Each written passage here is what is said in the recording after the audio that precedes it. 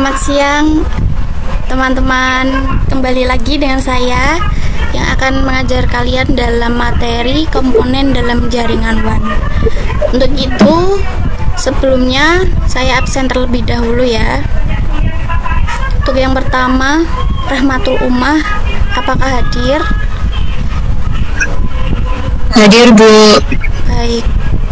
Yang kedua, Miranda Dwi Febrianti, apakah hadir? Hadir. Oke, yang ketiga, Cindy Ananda Putri, apakah hadir? Hadir. Oke, yang keempat, Nasiwa Ega, apakah hadir? Hadir, Bu. Oke. Nah, baik, sudah hadir semua. Terima kasih yang sudah hadir dalam kelas Ibu siang ini. Ibu izin share screen.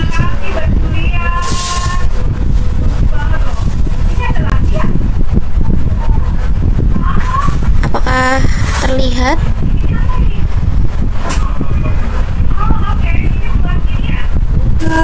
Sudah terlihat, Bu. Oke. Nah, ini adalah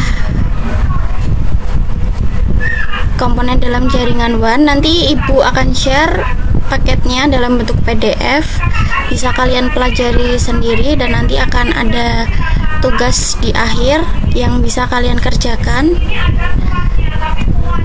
Nah, apa sih itu komponen dalam jaringan WAN? Untuk teman-teman sekalian, kita akan mempelajari mengenai komponen dalam jaringan yang akan kita pelajari pada kesempatan kali ini. WAN menghubungkan LAN-LAN yang terpisah secara geografis lebih dari 100 meter, sehingga secara otomatis komponen yang terdapat dalam LAN juga terdapat pada WAN. Komponen tersebut antara lain satu, router. Router ialah penyaring atau filter lalu lintas data. Penyaringan dilakukan menggunakan routing protokol tertentu. Router bukanlah perangkat fisikal, melainkan logikal. Misalnya, sebuah IP router dapat membagi jaringan menjadi beberapa subnet sehingga hanya lalu lintas yang dapat ditunjuk untuk IP address tertentu yang dapat mengalir dalam satu segmen atau segmen lainnya. Nah, ini adalah simbol dan perangkat router. Router memiliki dua interface port, yaitu interface serial dan Ethernet. Interface serial biasanya menggunakan kabel DTE atau DCE dan seringkali digunakan untuk koneksi WAN atau internet. Sedangkan interface Ethernet seringkali digunakan koneksi ke LAN. Rata-rata router saat ini sudah memiliki interface fast Ethernet atau 100 BST. Bahkan ada beberapa yang sudah memiliki interface Gigabit Ethernet atau 1000 BST. Router sendiri menggunakan routing protokol untuk bertukar informasi routing.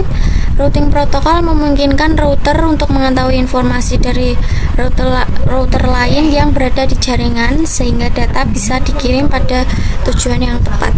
Perlu diingat bahwa dua router yang berkomunikasi satu sama lain harus menggunakan routing protokol yang sama atau mereka tidak bisa bertukar informasi. Nah, routing protokol juga banyak digunakan.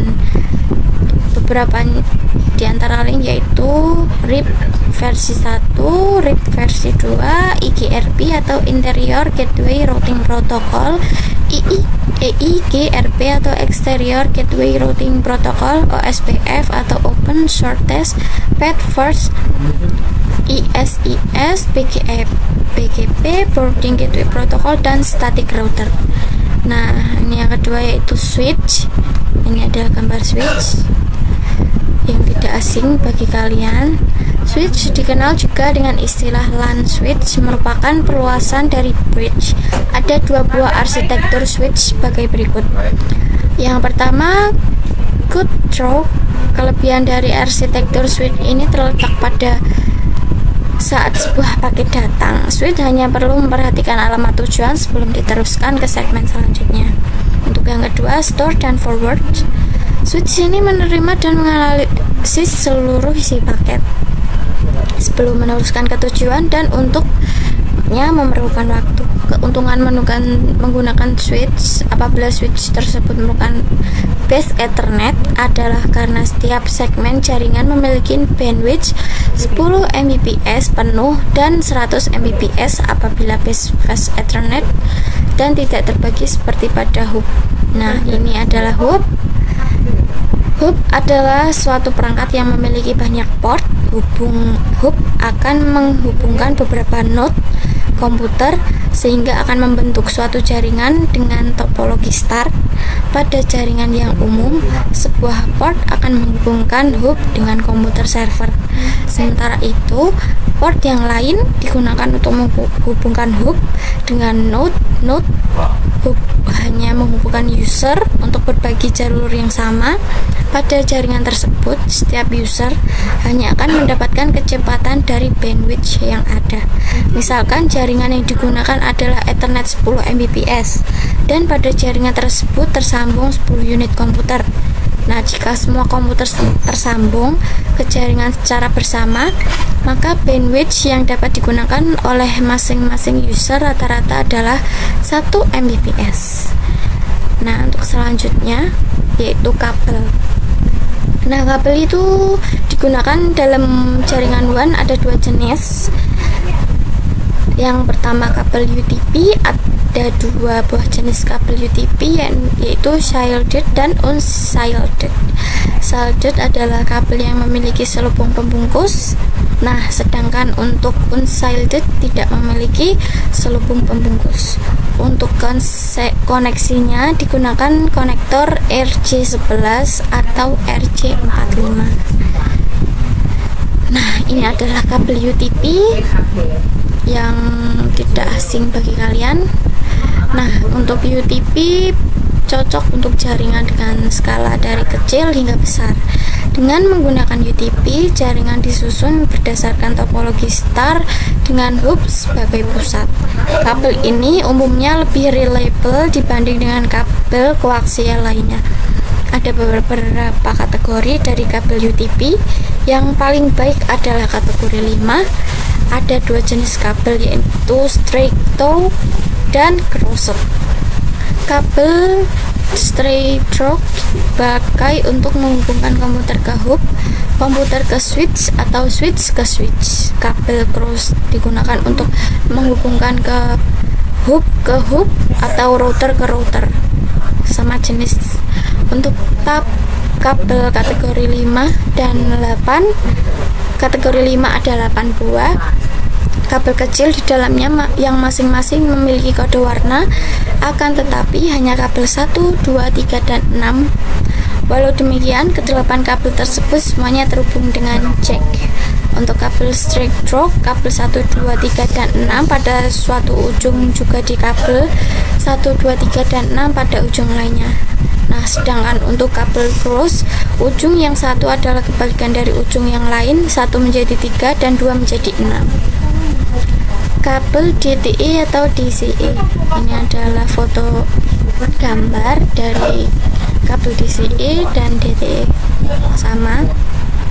Kabel DTE atau Data Termination Equipment digunakan untuk menghubungkan antara router dengan router atau router dengan modem, sedangkan kabel DCE Data Circuit Equipment digunakan untuk menghubungkan antara modem dengan device komunikasi internet. Nah, selanjutnya yaitu permasalahan jaringan dan cara mengatasi permasalahan jaringan. Nah, ini Bu akan jelaskan dengan secara detail agar kalian tidak bingung nantinya. Dalam jaringan sering terjadi masalah. Biasanya permasalahan ini disebabkan oleh banyaknya pengguna jaringan atau klien dan bisa juga disebabkan oleh peralatan dan lain-lain. Nah, dalam suatu infrastruktur jaringan yang sangat besar, suatu jaringan yang efisien adalah suatu keharusan. Jika desain infrastruktur jaringan kita tidak efisien, maka aplikasi atau akses ke resource jaringan pun menjadi sangat tidak efisien dan terasa sangat lambat. Performa jaringan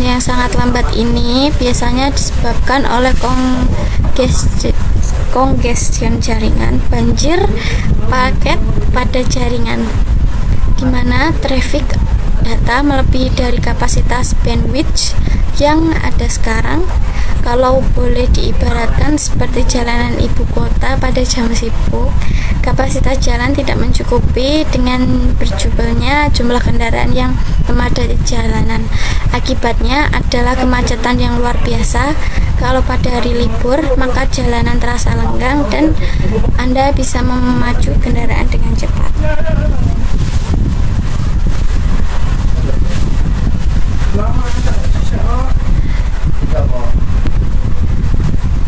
Nah, untuk yang selanjutnya, ini adalah gambar dari broadcast collision domain yang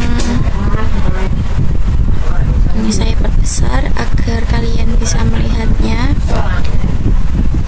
Jika kalian nanti sudah mencoba tugasnya di Cisco Packet Tracker, kalian tidak akan asing dengan hal berikut ini. Ini switch, PC, ini juga PC, ini juga PC, PC1, PC2, PC3, dan PC4 nanti tergabung dalam hub. Untuk PC3, 2, dan 1 switch ke PC4 dan router. Ini hub. Ini juga ada PC0, PC5, dan PC1 terhubung pada hub 2. Collision, ini adalah gambar dari skema untuk collision. Nah, istilah collision domain mendefinisikan sekumpulan perangkat jaringan di mana data frame mereka bisa saling bertabrakan. Semua piranti yang disebut di atas menggunakan hub yang berisiko collisions antar frame yang dikirim, sehingga semua piranti dari jenis jaringan Ethernet ini berada pada collision domain yang sama. Bagaimana solusi menghilangkan collision domain dan algoritma CSMA atau CD yang bisa membuat jaringan Anda lambat adalah mengganti jaringan hub Anda dengan switch LAN. Switch tidak menggunakan bus secara bersama-sama seperti hub, akan tetapi memperlakukan setiap port tunggal sebagai sebuah bus terpisah sehingga tidak mungkin menjadi tabrakan. Switches menggunakan buffer memori juga untuk menahan frame yang datang, sehingga jika ada dua piranti yang mengirim frame pada saat yang bersamaan, switch akan melewatkan satu frame sementara frame satu lainnya lagi ditahan dalam memori buffer menunggu giliran frame pertama selesai dilewatkan. Mengganti semua hub Anda dengan switch akan meningkatkan kinerja dan performa jaringan Anda, dan kelambatan jaringan akan berkurang secara signifikan. Bottlenecks ini adalah ilustrasi one bottlenecks: SQL server, terminal server, one router, LAN, dan one. Beban user yang sangat tinggi untuk mengakses jaringan akan menyebabkan bottleneck jaringan yang mengarah pada kelambatan jaringan. Aplikasi yang memakan bandwidth yang sangat tinggi seperti aplikasi video dapat menyumbangkan suatu kelambatan jaringan yang sangat signifikan karena seringnya mengakibatkan sistem jaringan menjadi bottlenecks. Anda perlu mengidentifikasi aplikasi, khususnya aplikasi yang dengan beban tinggi yang hanya diakses oleh satu departemen saja, dan letakkan server pada switch yang sama dengan user yang akan Anda akses. Meletakkan resource jaringan yang sering diakses pada tempat yang dekat dengan pemakaiannya akan memperbaiki kinerja dan performa jaringan, dan juga response time. Performa LAN juga bisa diperbaiki menggunakan link backbone Gigabyte dan juga switch yang mempunyai performa tinggi.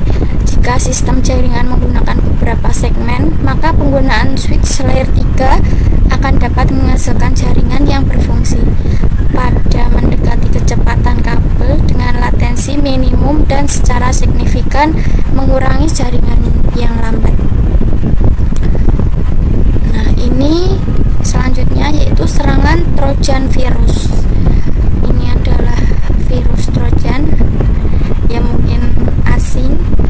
Anda perlu memproteksi proteksi jaringan yang sangat kuat untuk melindungi dari serangan trojan virus dan berbagai macam serangan jaringan lainnya.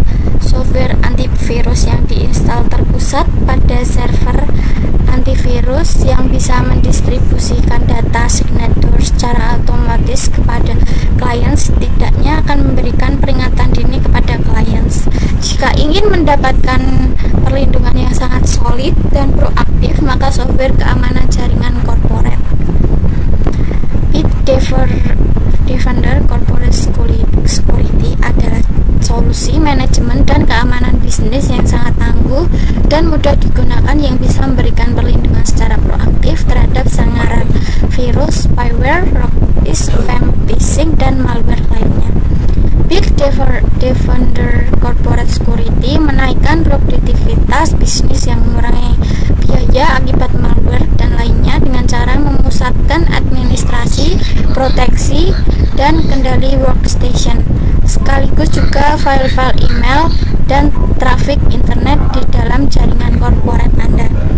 Jika korporat Anda menggunakan jaringan Windows, maka penggunaan BSUS atau Windows System Update Service adalah suatu keharusan. Secara otomatis memperbarui patches Critical Windows, Security Patches, dan Windows Critical Update kepada klien pada saat dirilis update dari Microsoft. Klien Anda tidak perlu update langsung ke internet, cukup koneksi ke server WSUS atau Windows System Update Service tadi, sehingga mengurangi beban bandwidth internet Anda karena hanya server WSUS saja yang terhubung ke internet untuk download update. Virus biasanya menyerang adanya kelemahan sistem yang sudah diketahui, dan Windows Update akan melakukan patch vulnerability, menambal lubang titik lemah, sehingga menjaga kemungkinan serangan terhadap lubang kelemahan sistem ini. Berjaga-jaga terhadap serangan virus yang menyebabkan lambatnya jaringan Anda adalah jauh lebih baik terhadap organisasi Anda. Regulasi dan kebijakan masalah pemakaian email dan juga kebijakan pemakaian internet sangat membantu dalam hal ini. Lambat jaringan waktu proses authentication jika dalam korporat Anda menggunakan site yang di-link bersama di setiap site atau cabang dan kantor pusat dikonfigurasikan sebagai Active Directory site terpisah dan domain controller diintegrasikan dengan DNS server. Di saat peak hours atau jam sibuk, user pada kantor cabang sering mengalami proses yang lambat sekali, bahkan timeout. Hal ini akibat dari masalah bottleneck saat komunikasi interlink lewat koneksi one link yang menjurus lambatnya sistem. Universal Group Membership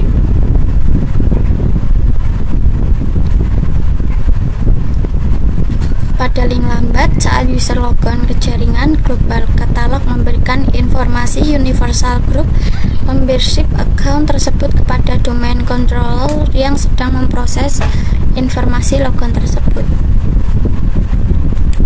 Nah, untuk selanjutnya yaitu perbaikan atau setting ulang WAN.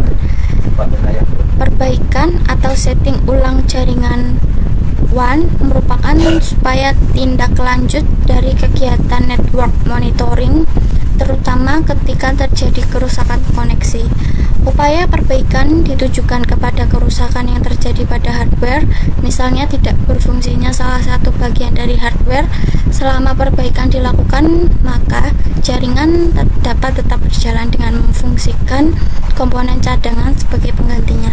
Setting ulang dilakukan apabila kerusakan jaringan tersebut pada bagian software yang meminta setting ulang dilakukan.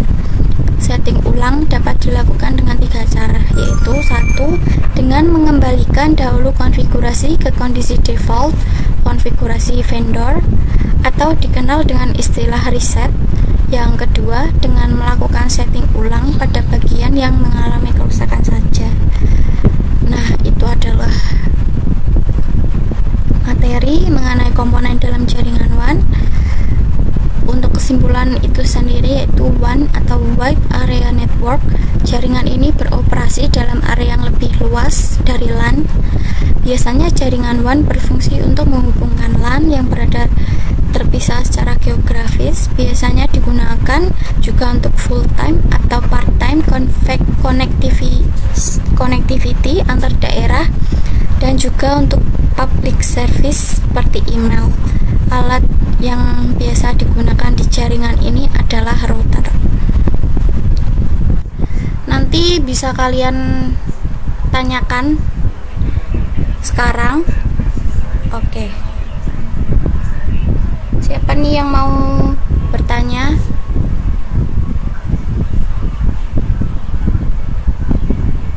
Dipersilahkan raise hand.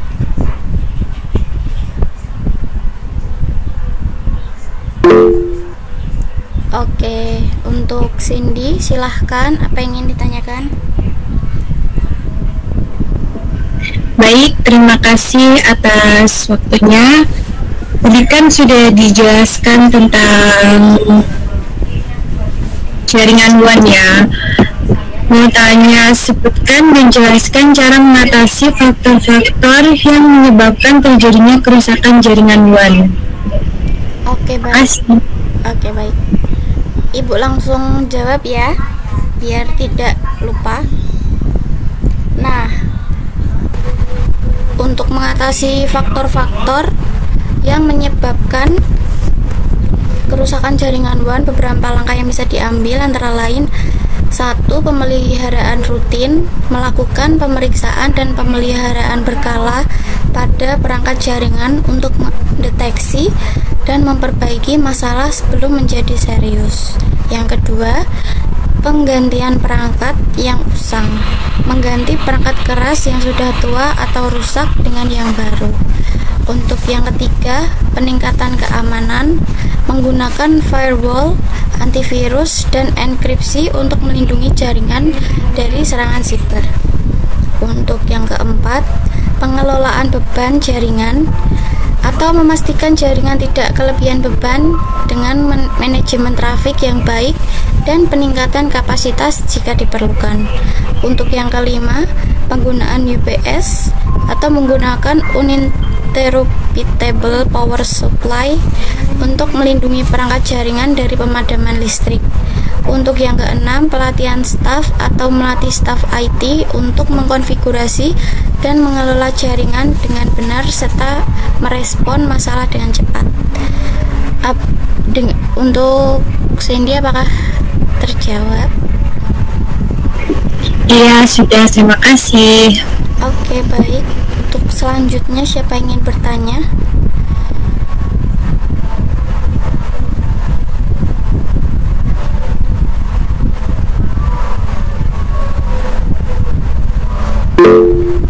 Oke, Nasyiwa Eka, silahkan. Mau bertanya Bu, terkait keuntungan dan kelebihan dari jaringan WAN itu apa aja? Oke, baik.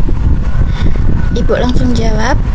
Untuk kelebihan dan keuntungan beberapa jaringan WAN yaitu: 1. Cakupan luas, yaitu WAN memungkinkan konektivitas antar lokasi yang berjauhan, baik di dalam negeri maupun antar negara. Ya, selanjutnya yaitu peningkatan komunikasi atau memfasilitasi komunikasi dan kolaborasi antar kantor cabang atau tim yang berada di lokasi berbeda. Yang selanjutnya, akses data yang terpusat, yaitu memungkinkan akses ke data dan aplikasi yang terpusat, memudahkan pengelolaan dan meningkatkan efisiensi. Untuk selanjutnya, fleksibilitas dan mobilitas, mendukung pekerja yang mobile dan remote dengan akses yang aman ke jaringan perusahaan dari mana saja.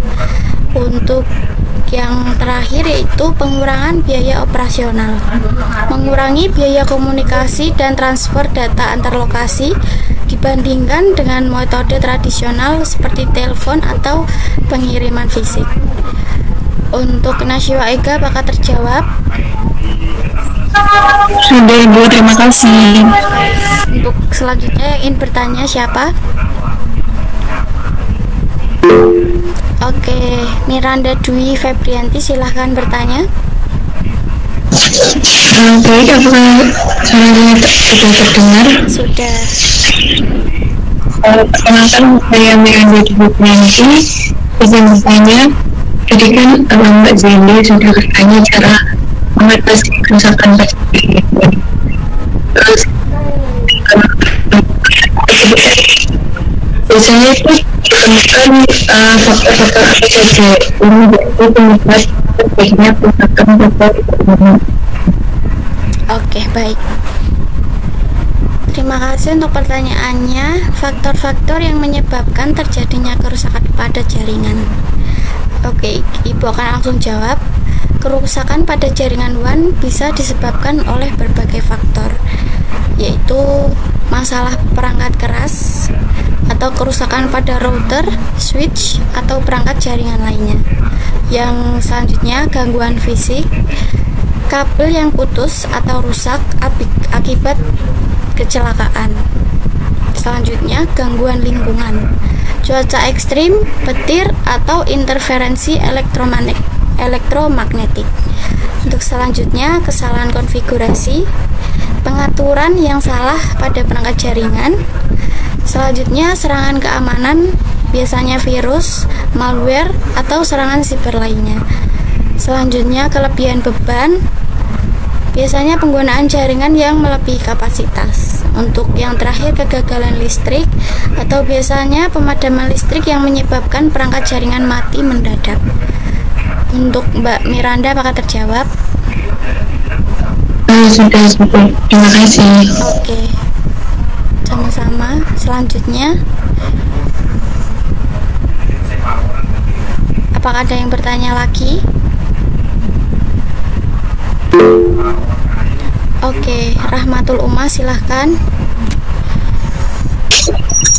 Baik, terima kasih. Sebelumnya perkenalkan, nama saya Rahmatul Umah. Di sini saya izin bertanya dulu. Jadi dalam jaringan bebas luas atau wireless itu apakah perlu dilakukan perawatan ya? Kalau emang semisal perlu, itu berapa jangka waktu perawatannya? Kemudian mengapa harus dilakukan juga dan di bagian mana saja untuk perawatannya dilakukan? Seperti itu. Terima kasih. Oke, baik. Ibu akan langsung jawab ya. Untuk perawatan pada jaringan berbasis luas atau wireless memang sangat penting untuk dilakukan. Perawatan ini sebaiknya dilakukan secara berkala, misalnya setiap 3 hingga 6 bulan sekali, tergantung pada kompleksitas dan intensitas penggunaan jaringan. Jadi perawatan ini diperlukan untuk memastikan bahwa jaringan tetap berjalan dengan efisien dan bebas dari gangguan.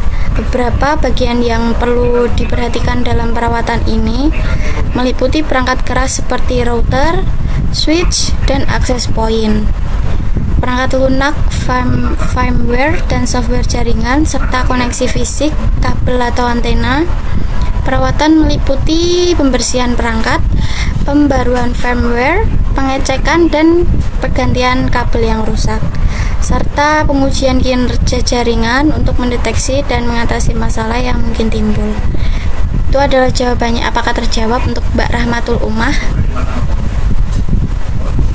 Baiknya sudah, terima kasih. Oke, apakah ada yang ditanyakan lagi? Tidak ada. Baik, Ibu akan men-share untuk tugas akhir kalian ya. Nanti Ibu juga akan membagikan paket PDF tadi. Nah, ini adalah tugas kalian nanti di rumah, yaitu tugasnya kerjakan secara berkelompok, lalu lakukan langkah-langkah konfigurasi jaringan WAN. Ini nanti memakai software ini ya, Kisco Packet Tracker. Kalian bisa mencobanya, nanti Ibu share ke Google Classroom kalian. Ini langkah-langkahnya, nanti kalian bisa coba sendiri. Baik, terima kasih untuk kalian yang sudah berkesempatan hadir di kelas ini dan mendengarkan sampai kelas ini berakhir. Ibu apresiasi untuk kalian, dan yang bertanya tadi akan mendapatkan nilai plus dari Ibu. Oke, sekian dari Ibu. Semoga kalian selalu sehat. Dan habis ini hari raya Idul Adha. Selamat merayakan dengan keluarga. Oke, Ibu pamit. Wassalamualaikum warahmatullahi wabarakatuh. Waalaikumsalam warahmatullahi wabarakatuh. Terima kasih Bu. Sama-sama. Terima kasih semua.